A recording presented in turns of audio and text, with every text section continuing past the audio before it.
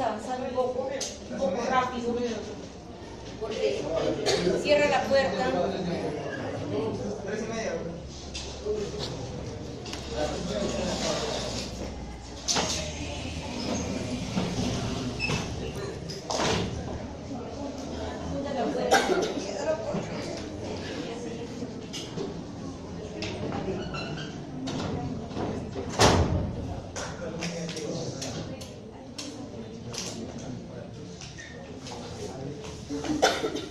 Como en todos los capítulos, empezando este aparato urinario, vemos la sintomatología, la sintomatología, el examen físico del aparato a estudiar. En este caso es el aparato urinario. Entonces, en cuanto al aparato urinario, ustedes saben que está compuesto por el riñón, los uretres, la vejiga y la orina, ¿verdad? En cuanto a la sintomatología y a la signología, vamos a ver patologías en cada área de la vía urinaria. Entonces, ¿qué es endoscópicamente lo característico en patología de vía urinaria? El edema, ¿no? ¿Qué más? La palidez de rostro, ¿no? En patología urinaria me refiero en la falla renal, porque la infección urinaria, el cálculo de vía urinaria no tiene una, digamos, característica, ¿no? que diga esto es tal cosa. Pero si ustedes ven un paciente dematizado, ven un paciente pálido, de caminar lento, entonces ustedes dicen que probablemente es un paciente renal, como lo sacamos en endoscopía, los pacientes que están hospitalizados, ¿no?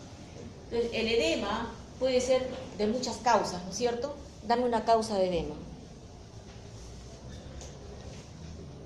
Dámela. Disminución de la presión oncótica por hipoalbuminemia. ¿Otra causa?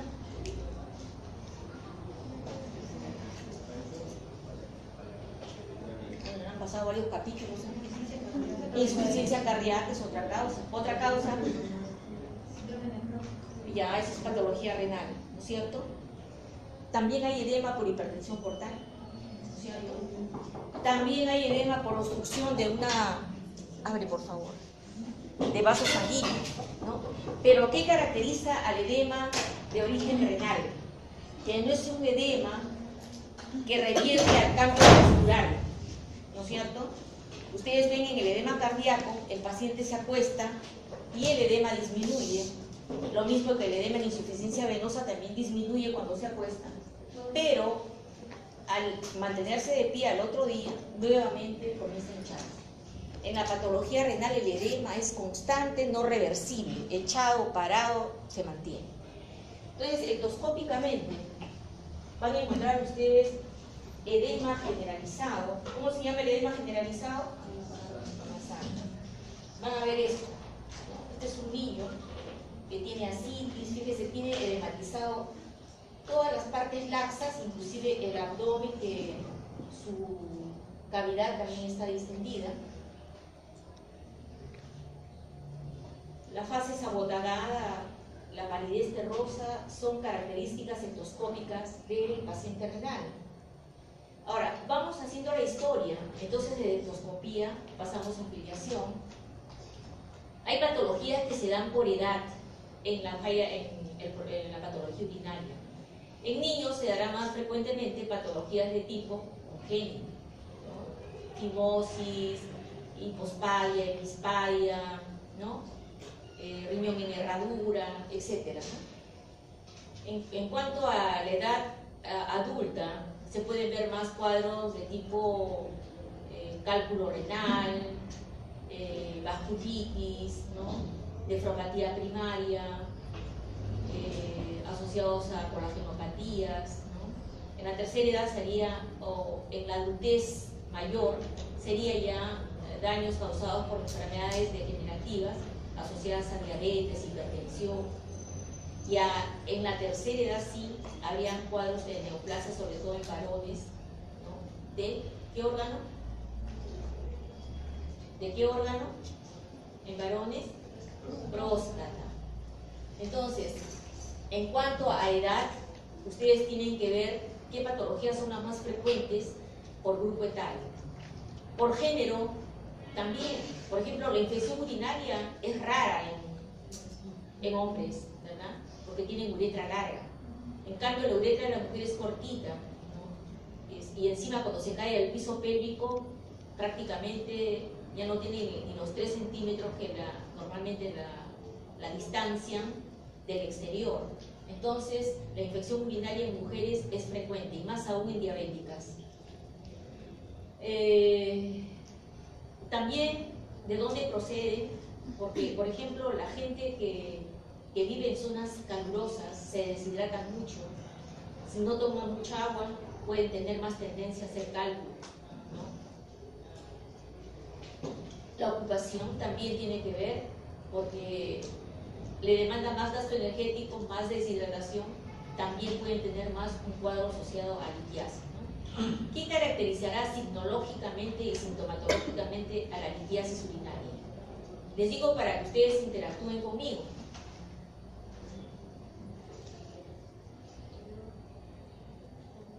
El dolor, ¿no es cierto? Cuando migra el cálculo produce mucho dolor. Sangrado también, ¿cómo no? Pero lo que caracteriza bastante es el dolor. Ahora, sintomatología que puede tener la patología renal: edema, fiebre, dolor lumbar, alteraciones de la micción. Si ustedes vienen a la consulta una paciente que les dice, a veces dice, estoy mal del riñón.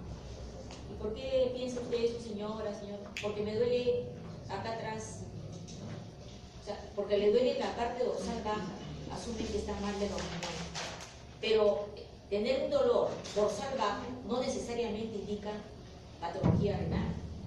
Puede estar asociado a un problema de raíces nerviosas, puede estar a un herpes, puede estar asociado a un problema de hernia del disco, ¿no? Etcétera, etcétera.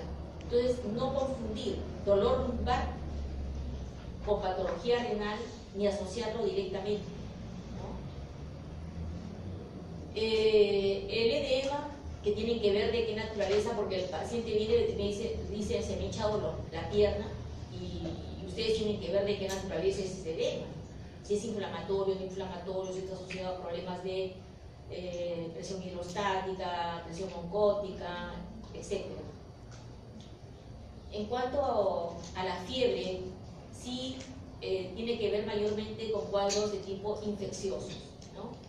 Entonces, si una paciente viene donde ustedes y les dice, tengo fiebre, o si no se tomó la temperatura, alza térmica, malestar, dolor lumbar, inclusive náuseas, está inapetente, ustedes examinan y le encuentran los puntos rectos laterales o puño percusión lumbar positivo, definitivamente es una pielonefritis. Fiebre, dolor lumbar y compromiso general. Puede no tener molestias de disuria por la piuria, ¿no? Porque las molestias de disuria por la piuria, tenesmo vesical, tienen que ver más con problemas irritativos de la vía urinaria baja, con la vejiga, la uretra, más no con el riñón. Respecto a la orina también tienen que preguntar, ¿no? El color de la orina. Hay gente que viene y dice, estoy mal de los riñones. ¿Por qué? Porque me duele acá atrás y además mi orina tiene mal olor. Hay que confirmar, porque el mal olor puede ser parte de una orina concentrada. Ustedes en verano, ¿no? Si no toman mucha agua, la orina se concentra y el olor va a ser fuerte. Mientras que si toman bastante agua, van a diluir y no va a haber ese olor fuerte, ¿no? El chorro de orina también es importante porque puede estar indicando, sobre todo en pacientes varones, una obstrucción a nivel de la uretra por la próstata.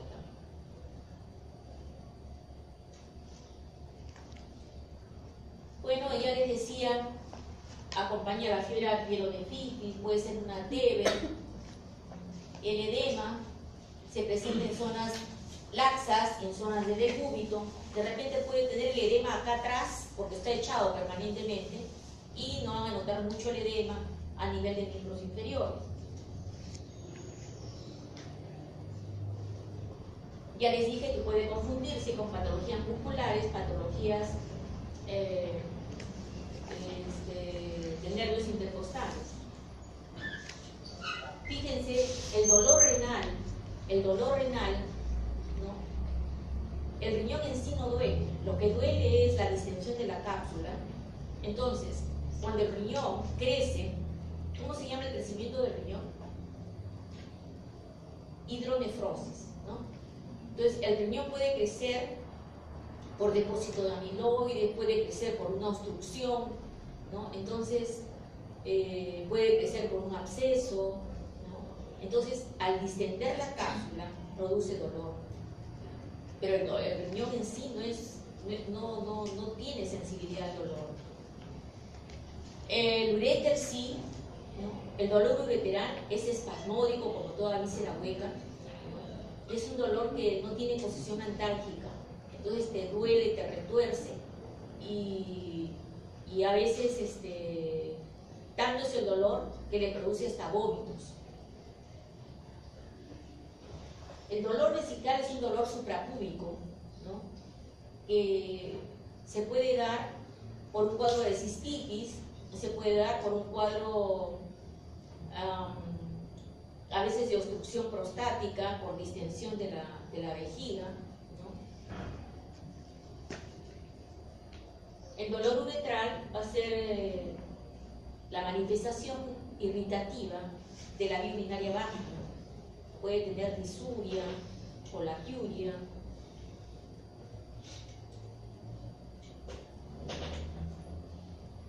Este dibujo es para que ustedes orienten, ¿no?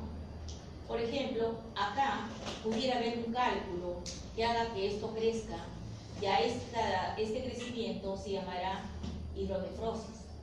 El cálculo que puede estar impactado acá, grande, será un cálculo coraliforme. Cuando ustedes escuchen cálculo coraliforme, es un cálculo que está impactado acá y hace que esto crezca. En la TV es bueno ver los cálices porque se destruyen y entonces es muy útil porque la TV renal es difícil diagnosticarla. Usted no puede encontrar beca en orina, de repente nunca tuvo TV pulmonar, ¿no? Entonces, ahora, bueno, existe la cadena de la polimerasa en orina, específicamente para bacillotuberculosis, ¿no? Pero no es tan barato. Pero antiguamente y hasta ahora se estudia, en el urograma excretor, se estudia los cálices renales. Ahora, cuando existe, por ejemplo, acá, puede existir un cálculo, al descender, esto produce un dolor exquisito, un dolor pero que a nadie se le desea, ¿no? Te produce frialdad, sudoración, vómitos, ya se imaginan el tipo de dolor. Bueno, acá más o menos está la próstata y cuando crece, obstruye. Entonces, cuando obstruye, ¿qué va a pasar? Que la vejiga va a retener y la orina va a regresar. Entonces, va a tener una retención en ambos riñones. Y el adenoma de próstata lo que puede producir es una falla renal.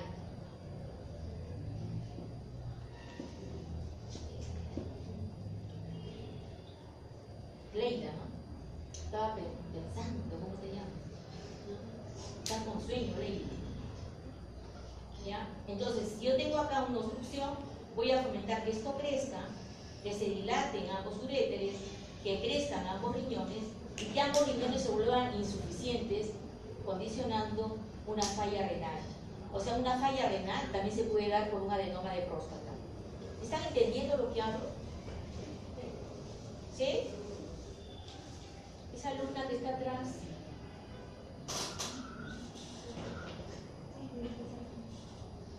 ¿Usted es de esta clase? ¿Usted es de esta clase? ¿Y qué hace acá? Sí, porque la veo que está con un audífono.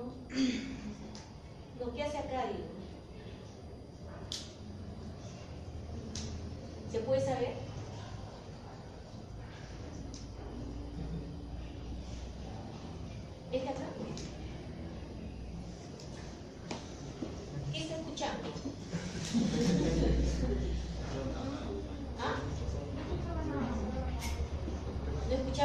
cambio de audífono usaba por gusto. ¿Por gusto? Bueno, curioso. ¿Cómo se llama? ¿Yesenia qué? Ortiz, dice. Ortiz. ¿De qué ciclo es? 10º. ¿Qué es acá? Me entra curiosidad. ¿O es novia de alguno de los muchachos de acá? Es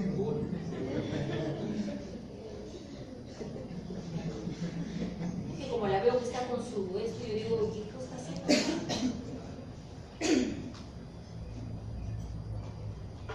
¿Qué está haciendo?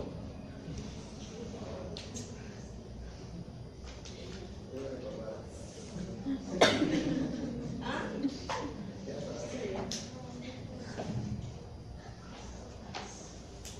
Me entra curiosidad.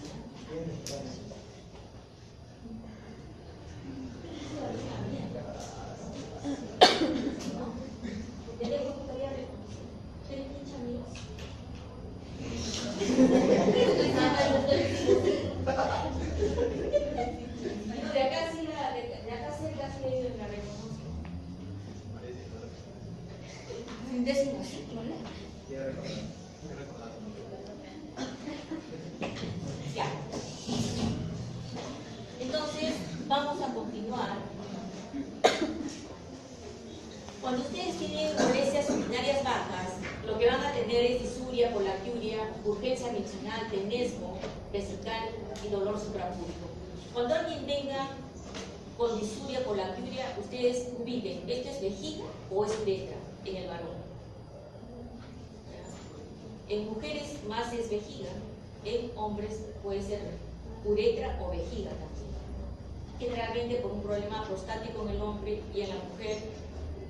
La cistitis realmente en la mujer es un tema bastante complejo porque hay cistitis hasta intersticial de tipo inmune que los urólogos no saben qué hacer con ese tipo de patología, ¿no? Pero acuérdense que estas son las patologías vesicales y uretrales. Cuando quieren ver un problema infeccioso urinario alto, lo que tienen que ver es fiebre, dolor lumbar, náuseas, vómitos, orina turbia y cosas así, ¿no? Entonces, siempre fíjense cuando un paciente viene con fiebre, sobre todo si es mujer, van a buscar foco, porque el paciente y la paciente no te dicen, yo vengo porque tengo fiebre. Entonces ustedes comienzan a ver, ¿cuál es el problema? ¿Tiene un problema respiratorio alto, respiratorio bajo, un problema digestivo, un problema urinario? Pero para problema urinario tendrá que preguntar esto, ¿no es cierto?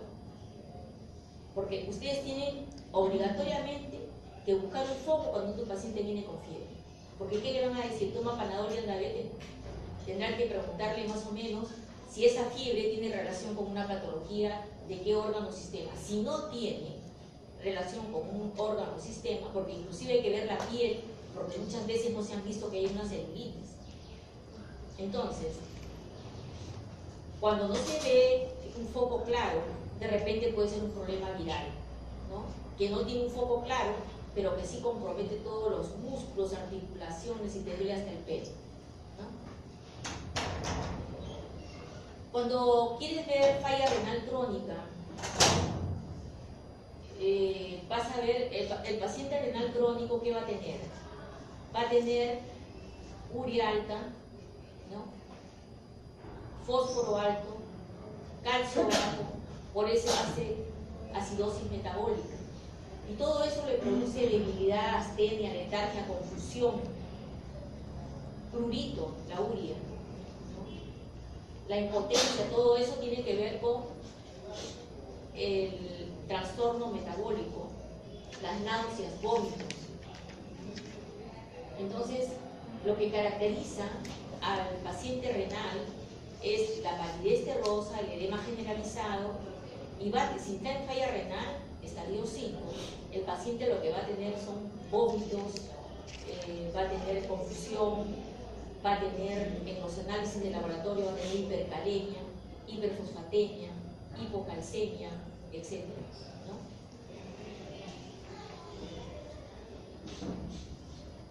Estas son las manifestaciones de crecimiento prostático. retención de orina, ustedes tienen que preguntar a la persona, ¿no?, si para orinar puja, si el chorro es del mismo tamaño de siempre o se ha adelgazado. Porque fíjense que hay casos en los cuales el hombre viene porque tiene una hernia inguinal. Y tú tienes que preguntarte por qué tiene esa hernia inguinal, ¿no?, a esas alturas de los 60 años y más.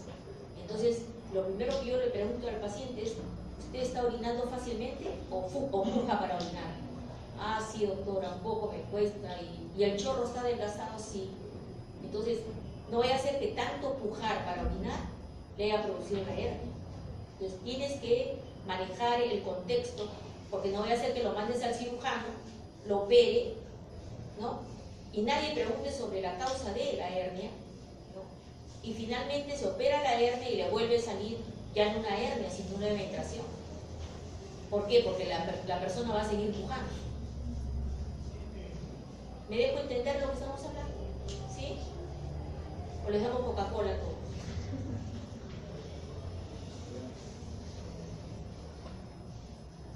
Bueno, la litiasis renoureteral, yo les había dicho que lo que le caracteriza es el dolor súbito, cólico, que no tiene posición antálgica y que se acompaña de reacciones vagales, ¿no?, por el mismo dolor: vómito, frialdad, sudoración.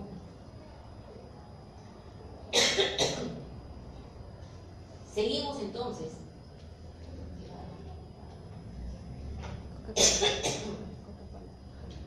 Como antecedentes, tenemos que ver personales, si es una persona que tiene infecciones urinarias.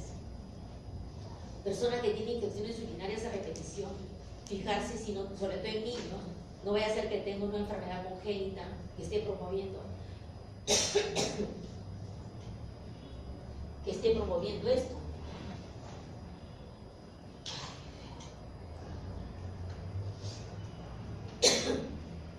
Me pueden romper hasta, mira, has venido preparado.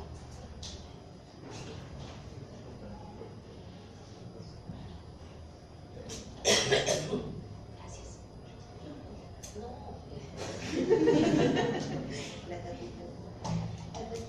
Gracias, María. Entonces, no vaya a ser de que tenga una patología congénita que le esté condicionando infecciones a repetición, ¿no? Por ejemplo, cálculos recurrentes, ¿no? Son pacientes que tienen pelvis litogénicas, que tienden a formar cálculos, que son personas que tienen que medir el ácido úrico, el calcio. La mayor parte de cálculos de urinarios son de calcio, pero también hay de ácido úrico. Los de ácido úrico son como los erizos, tienen un montón de puntas, son los más dolorosos. Bueno, tienen que saber si la paciente está acompañada de un cuadro colágenopático, si la paciente tiene diabetes. Uno de los metabolitos que da mucho daño al riñón es el ácido úrico. Yo, por ejemplo, en los exámenes de laboratorio que pido a los pacientes como chequeo, sobre todo en los diabéticos hipertensos, le pido ácido úrico. Hay pacientes que tienen solamente ácido úrico alto y su creatinina va en aumento. No son hipertensos, no son diabéticos, no son dislipidémicos, pero el ácido úrico alto le produce daño. Entonces, si tienen ácido úrico alto, más diabetes, más hipertensión, obligatoriamente tienen que manejar ese ácido úrico para que no siga dañando el riñón.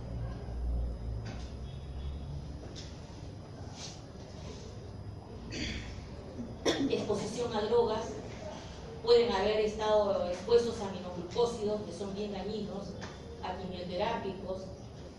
Hay gente que usa AINES crónicamente por enfermedades articulares. Antecedentes familiares, también fijarse si hay poliquistosis renal, hipertensión, etcétera, para poder seguir en el paciente que estamos viendo, ¿no? esa posibilidad de que su problema esté asociado a estos antecedentes familiares. Vamos a ver alteraciones en la micción.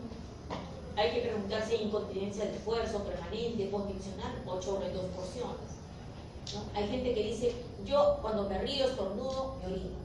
Eso es esfuerzo, ¿no?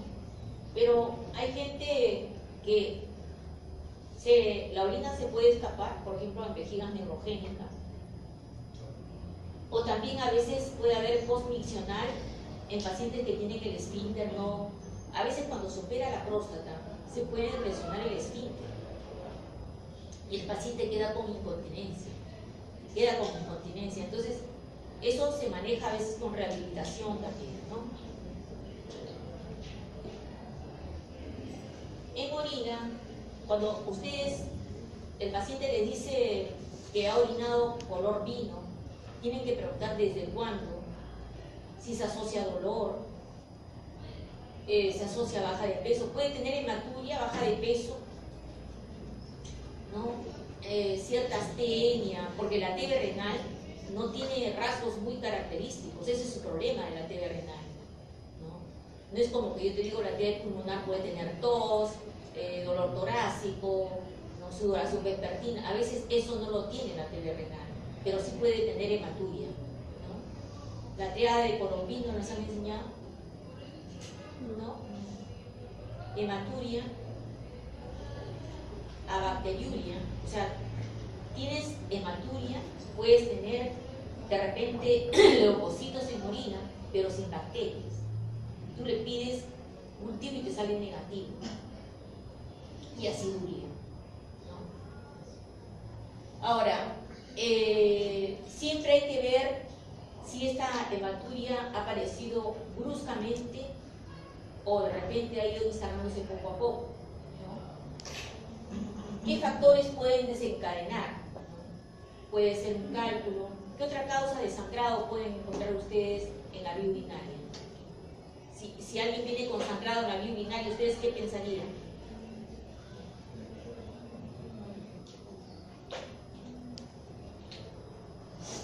Miren, en personas mayores, siempre que no se pierda la oportunidad de pensar en cáncer, ¿ya? Pero también pudiera tener problemas a veces de coagulación. Por ejemplo, cuando hay una púrpura trombocitopénica idiopática, también pueden tener sangrado por la nariz, hematuria, puede sangrar más por la regla, etcétera, etcétera, ¿no?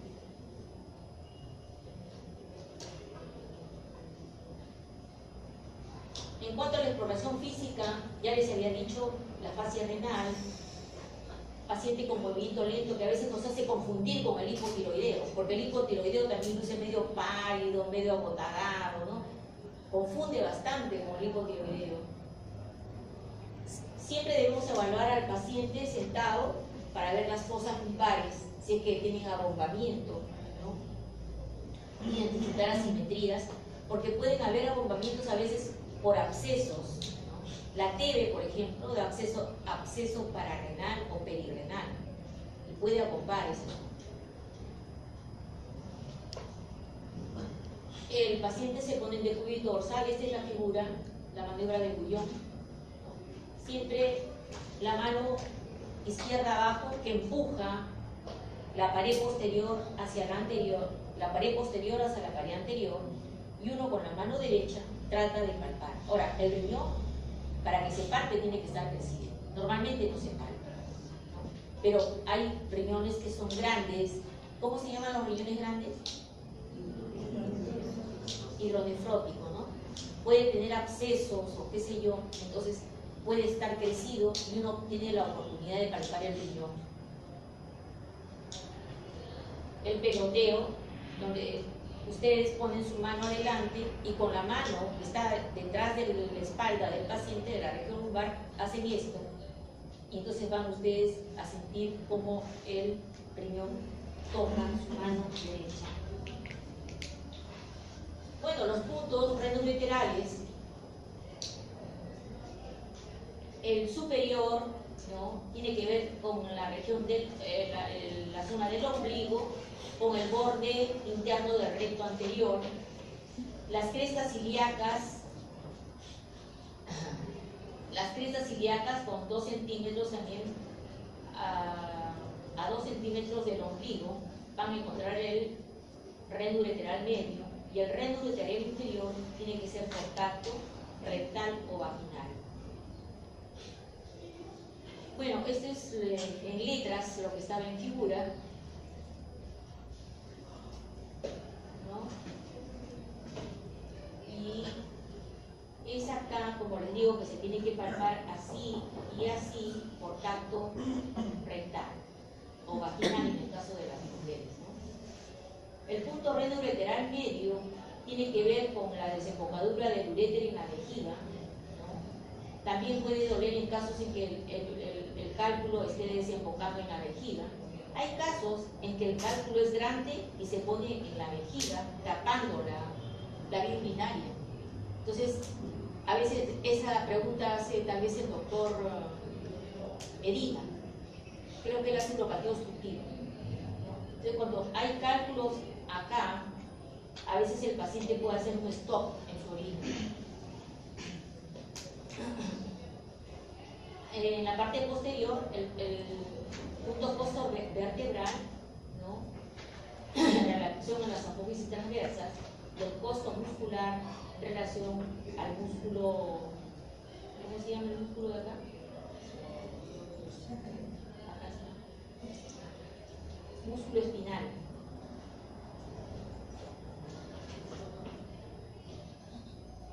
Dolor renal, dolor ureteral. El dolor ureteral se puede ir, fíjense hasta dónde. Se puede ir acá, se puede ir acá, y en la mujer se puede ir a nivel de la vulva. La percusión que se hace en forma suave, no van a tirar fuerte el golpe porque si no van a regresar y le van a dar otro a ustedes.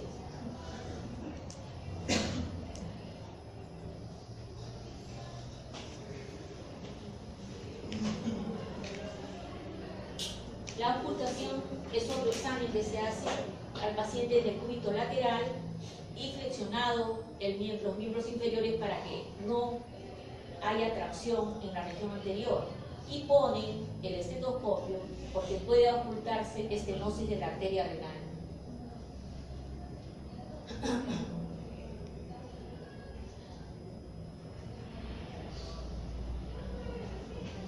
Luego viene la exploración ginecológica de la mujer, y bueno, acá lo que ustedes pueden ver en la exploración externa: monte de Venus, labios mayores, meato uretral, introito vaginal, perineo.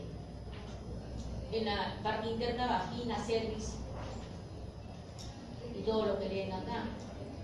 Se ve en figura, ¿no? Monte de Venus. Acá va a estar el capuchón del clítoris. Fíjense, cuando ustedes estén en el internado, pueden confundir los 3 orificios porque a veces no hay experiencia, pero acuérdense que muy cerca al ángulo superior del labio mayor está el orificio uretral, el orificio vaginal y el orificio anal.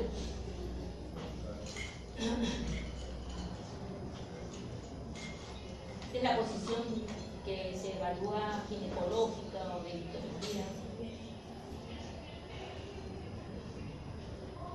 Van a tener que evaluar la pigmentación, van a tener que evaluar si hay secreción, distribución del vello pubiano, porque, por ejemplo, una mujer puede tener una distribución romboide del vello pubiano, como un hombre puede tener una distribución ginecoide, ¿no? Y eso les puede orientar a problemas endocrinológicos, gonadales, ¿no?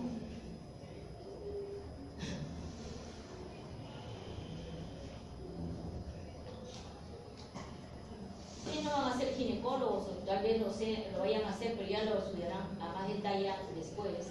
Pero por lo menos tienen que tener conceptos generales de lo que van a ver en la parte genital femenina y masculina, ¿no? Van a identificar el grado de desarrollo sexual, ¿no? Disposición del vello, tamaño del clítoris, porque un clítoris grande es como un pene frustrado, de repente. Secreciones. Esta glándula de Bartolini se puede infectar, es bien dolorosa y las mujeres a veces van en las emergencias, van y no se pueden presentar. Esta es una emergencia que ustedes tienen que drenar porque son abscesos bien pestilentes, ¿no? Pero una vez que ustedes drenan, la persona siente bastante alivio.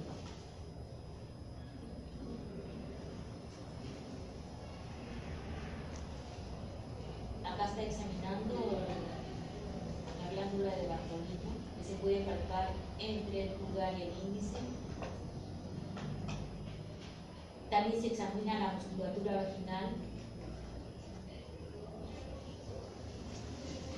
Son técnicas, ¿no? Miren, eso de acá es cistocele, caída de la vejiga, ¿no? Rectocele, caída del recto.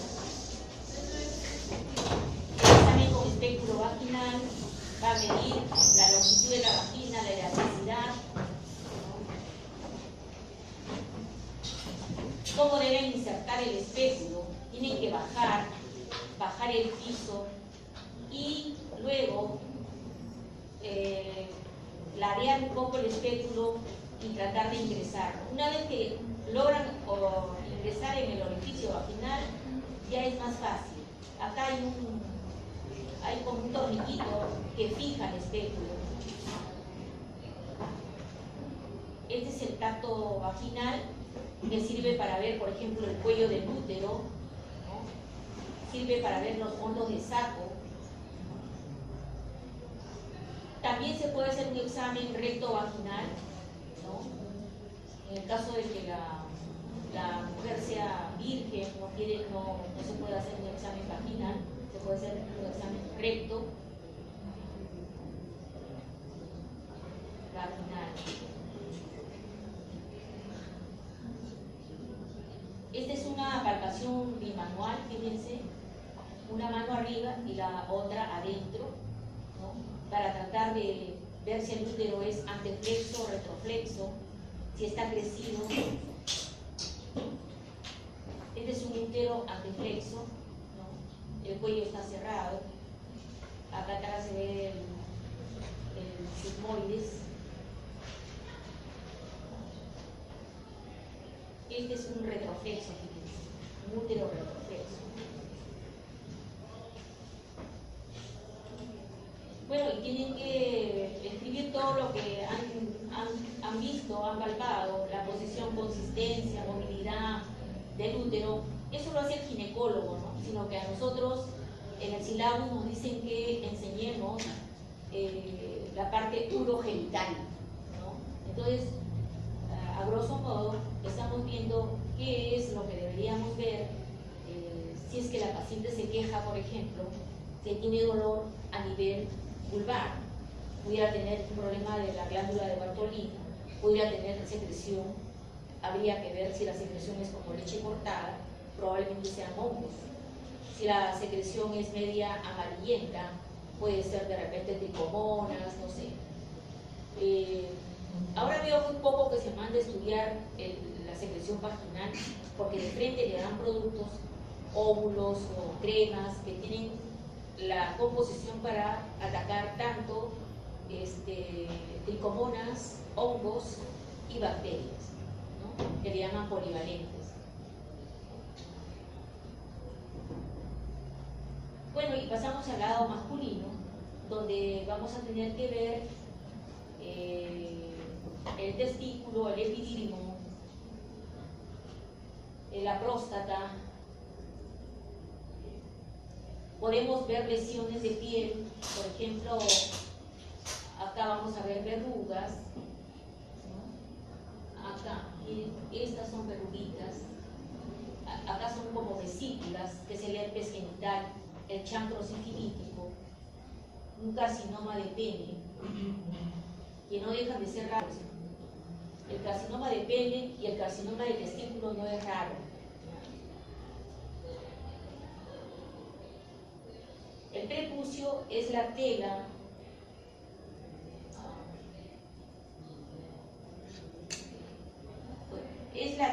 que envuelve al pene.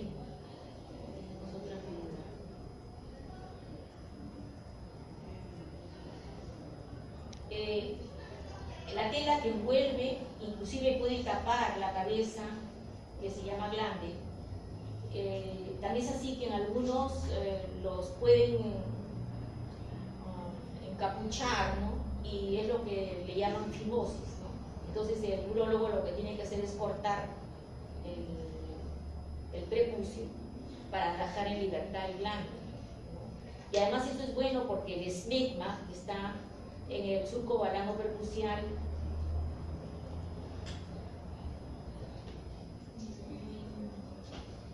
este es el surco balano prepucial, ¿no? Entonces hay la tela que envuelve, que puede tapar todo. Esa es la que cortan. ¿Para qué? Para dejar libre la cabeza. Fíjense cómo se examina el testículo, ¿no? Así como nosotros las mujeres nos examinamos la mama, los hombres deben examinarse el testículo, porque muchas veces tienen un tumor, un quiste, algo en el testículo y nunca se lo han palpado, y de repente es algo malo.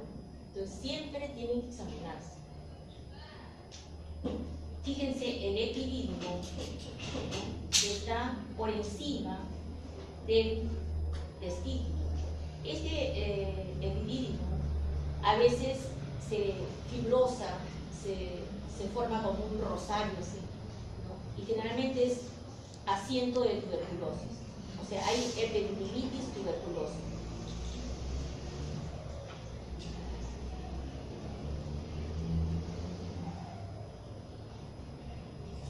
Lo más importante en el cáncer testicular es la tumoración, ¿no?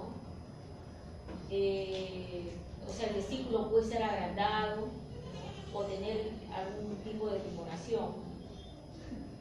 Normalmente, por si acaso, porque a veces vienen a consultar, un testículo es más grande que el otro, como una mama es más grande que la otra, ¿no? Porque a veces vienen a consultar y dicen, pero usted mama, ¿por qué está más chica que esta, ¿no? Entonces, pero eso es normal, ¿no? Igual en los testículos es igual, ¿no? Y un testículo está más descendido que el otro.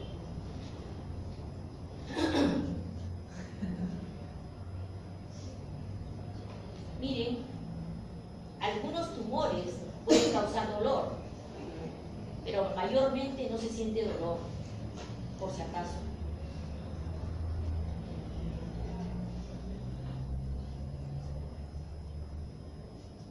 La orquitis es una inflamación del testículo, ¿no? Cuando ustedes ven que el testículo está doloroso, un poco crecido, entonces ustedes hablan de orquitis, y bueno, la orquitis puede tener múltiples etiologías, ¿no? Pero la más frecuente es la infecciosa. Pero fíjense todo lo que da. Puede haber semen sanguinolento, puede haber fiebre, dolor inguinal,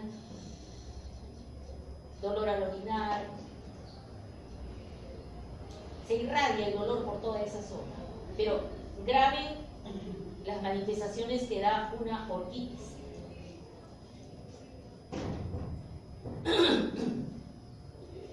Se puede palpar el testículo para ver tamaño, consistencia,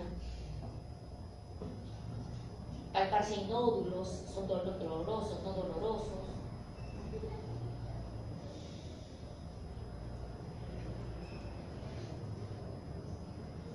Hay que palpar el cordón espermático. No sé si les permitirán en el hospital con los pacientes hacer ese examen, pero esto también lo van a ver en urología.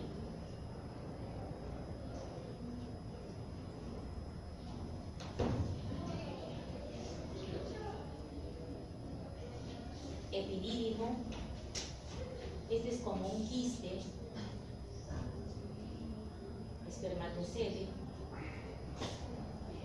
Fíjense cómo aquí tienen que palpar el epidídimo, no en la base, sino en la parte más proximal al cuerpo. El epidídimo puede estar afectado por la tuberculosis, ¿no? Es otro órgano que también ataca la tuberculosis. O puede estar también inflamado por un cuadro viral, un cuadro bacteriano. Se dice que la malta también produce orquitis, ¿no? La malta, la fiebre malta puede producir orquitis, artritis, ¿no? Y la otra afección viral es la parotiritis, también te da orquitis, el virus de la parotiritis.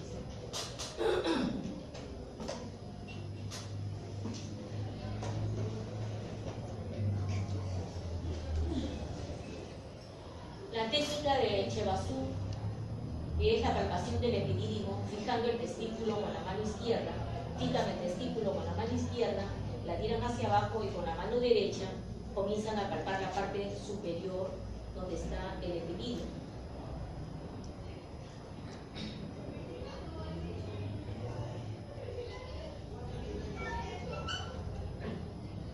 Palpar también el cuerpo del pene, ¿no? La enfermedad de Peyronie, que se caracteriza por la fibrosis, ¿no?, en la túnica albuginea de los cuerpos cavernosos. Esta es una enfermedad de tipo inmune, ¿no? Es difícil, su manejo es difícil. ¿Cómo se llama esa enfermedad donde los cuerpos cavernosos se llenan y el pene permanece erecto? Priapismo.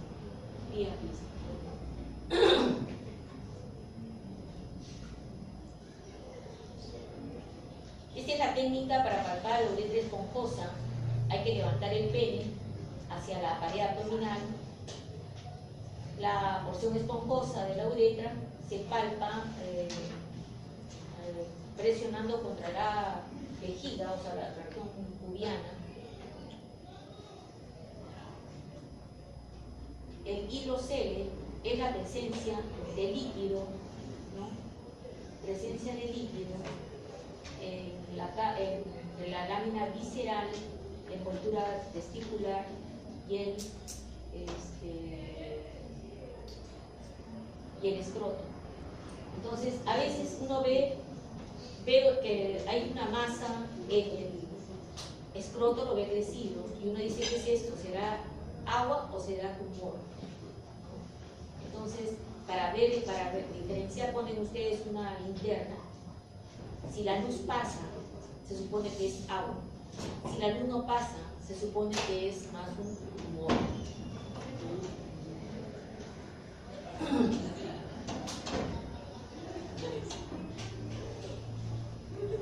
Bueno, en el escroto, que pueden haber exantemas, quistes, puede haber cáncer epidermoide porque es parte de la piel, ¿no? El conducto inguinal, ¿no?, tienen que evaluar siempre porque puede haber en muchos casos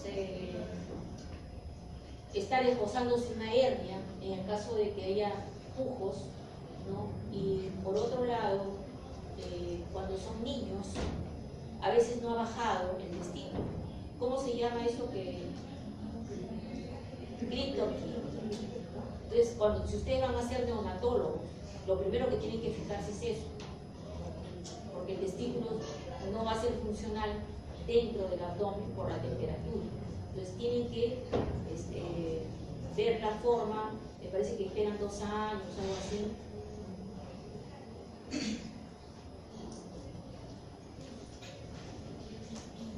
La próstata, dicen que tiene la consistencia del cartílago de la nariz, ¿no?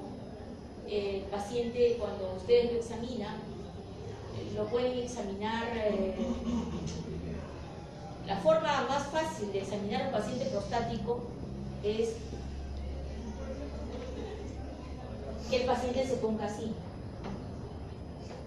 Entonces se hace el tacto rectal y lo que tienen que ver es la consistencia, si está aumentada, el tamaño, porque a veces está aumentado de tamaño tal que puede estar obstruyendo la vía urinaria, pero a veces puede ser chica la próstata, ¿no? Pero sí le produce obstrucción, pero no por la próstata, sino porque el cuello de la vejiga está engrosado. Entonces hay que ver si es el cuello de la vejiga o es la próstata la que está produciendo obstrucción. El tamaño, la consistencia, fíjense, cuando uno tiene duda, claro que el dedo es un dedo entrenado, tiene que haber palpado, así como cuando uno escucha el corazón, el cardiólogo que escucha corazón, no se hace mucho problema, está escuchando y ya sabe lo que hay, porque tanto escucha, ¿no? Y ya su oído está entrenado. El tacto rectal en los urólogos también, el dedo ve ahí. Entonces dice, bueno, acá hay una cosa que está indicada, hay que hacer biopsia. El antígeno prostático específico no es para hacer un screening de cáncer. El antígeno prostático específico puede salir en más de 4, puede estar en 20, 25, normales hasta 4. Entonces, pero tú le das antibiótico antiinflamatorio y mejora. Pero hay casos en los cuales sí es bien útil el antígeno prostático. Por ejemplo, en los operados de cáncer de próstata. Operado de cáncer de próstata, que en su seguimiento aumente el antígeno prostático, hay que tener cuidado. De repente lo mandas a una terapia más avanzada como la radioterapia.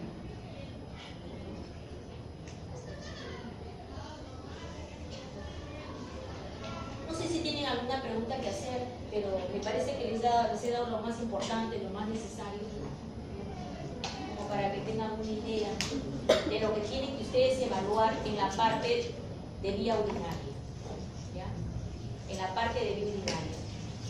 Dolor, sangrado al orinar, fiebre, manifestaciones de insuficiencia renal crónica, problemas irritativos de vía urinaria baja, ¿no? ¿Cómo diagnosticar insuficiencia renal crónica? ¿Qué manifestaciones tiene una insuficiencia renal crónica? A ver si han entendido.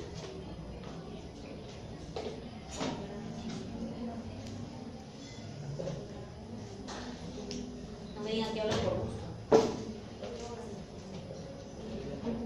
Tiene que tener manifestaciones de azoemia, ¿no es cierto?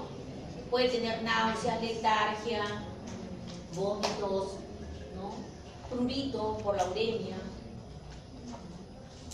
¿Sí o no? El paciente tendrá una fase abotagada, palidez terrosa, lentitud, ¿no? ¿Por qué tiene palidez? Porque tiene anemia. ¿Y la anemia por qué? Porque el riñón produce la eritropoyetina, que sirve para madurar el glóbulo rojo, ¿no es cierto? De repente puede estar bien de hierro, no sabemos, pero le falta eritropoyetina. Entonces, por eso es que tiene anemia crónica asociada a falla renal.